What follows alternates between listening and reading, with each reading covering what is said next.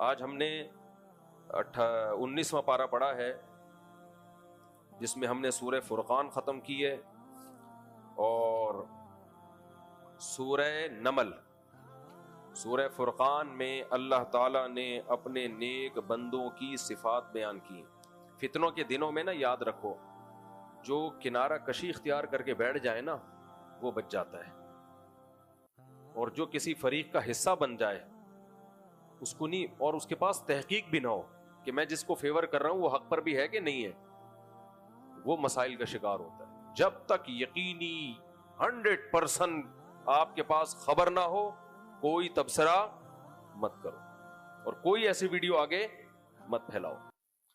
ہم جس چیز کو 100% صحیح سمجھ رہے ہوتے ہیں، بعض دفعہ معاملہ بالکل اس کے الٹا نکل رہا ہوتا ہے۔ ہم جس کو ایجنٹ سمجھ رہے ہوتے ہیں وہ ملک کا وفادار ہوتا ہے، جس کو وفادار سمجھ رہے ہوتے ہیں وہ ایجنٹ ہوتا ہے۔ یہ سوشل میڈیا پہ اتنا زیادہ جھوٹ اور سچ ملا کے کہتے ہیں، وہ جھوٹ بہت خطرناک ہوتا ہے جس میں کچھ سچ ملا دیے جائیں، کیونکہ 2-4 چیزیں صحیح نکلتی ہیں تو لوگ کہتے ہیں جب یہ صحیح ہے تو باقی بھی صحیح ہوں گی۔ یہ جھوٹ بولنے کا بہت ہی خطرناک طریقہ ہوتا ہے کہ 1-2 سچ ہوں اور اس میں پھر آپ دیکھو، ایک آدمی کو آپ نے کہا یہ چور ہے، اس نے چوری کی تھی، ویڈیو دکھا دی چپل چوری کی ہے،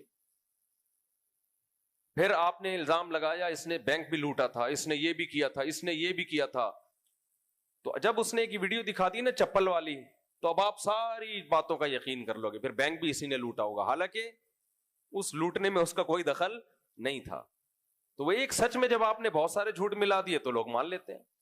تو یہ چل رہا ہے ابھی ملک میں، کچھ چیزیں صحیح ہوتی ہیں، کچھ اس میں پھر زمین آسمان کے قلابے ملا کے اس کو، اور جو بھی ملک بچانے کی بات کرتا ہے اس پہ فوراً الزام لگا دیتے ہیں، سرکاری ہیں، درباری ہیں، اور ڈالر کھو رہے ہیں، پیسے لے رہے ہیں۔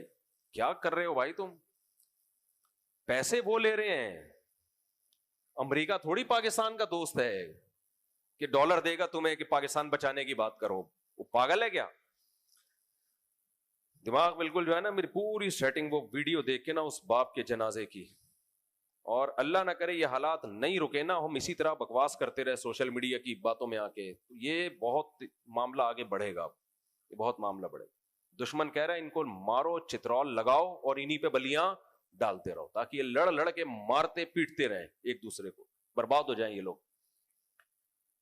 ہر شخص بھونک رہا ہے بیٹھ کے، اس میں صحیح باتیں بھی ہیں، میں یہ نہیں کہہ رہا، لیکن صحیح غلط اتنا کچومڑ بنا دیا ہے کہ انسان کو بوکھلاہٹ کے سوا کچھ بھی حاصل نہیں ہوتا، یا تو غلط گائیڈ ہوتا ہے یا بوکھلا جاتا ہے۔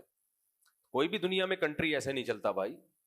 سعودی عرب میں جاؤ، بول کو دے دیکھو، چمڑی ادھیڑ دیں گے تمہاری، بولیں گے آرام سے بیٹھ، ادھر جاب کرنے آیا ہے، کام کرنے آیا ہے، کھجورے کھا، پتلی گلی سے نکل، تو ہمارا باپ ہے جو ہمیں سمجھانے آیا ہے کہ کون صحیح ہے کون غلط ہے۔ امریکہ میں جا کے بات کرو آپ اس طریقے سے، ایجنسیاں اٹھا کے چمڑی ادھیڑ دیں گی۔ ہمارے سب کم حکومت کی ایسی کی تیسی ہوئی پڑی ہے، جس کا بس چلتا ہے جو منہ میں آتا ہے بولے چلے جا رہے ہیں، اور اتنے محاذوں پہ لڑائیاں ہو رہی ہیں کہ کس کس محاذ سے نمٹے، وہ ایک محاذ ختم نہیں ہوتا دوسرا محاذ شروع ہو جاتا ہے، تو اس میں ہم سب مل کے بھاگتے چور کی لنگوٹی والا کام کر رہے ہیں۔ سورہ شعراء میں اللہ تعالیٰ نے، سورہ فرقان میں اللہ تعالیٰ نے نیک لوگوں کی، اہل ایمان کی صفات بیان کی۔ آج تھوڑا مختصر بیان کروں گا میں، جلدی جلدی بس خلاصہ پیش کر دوں۔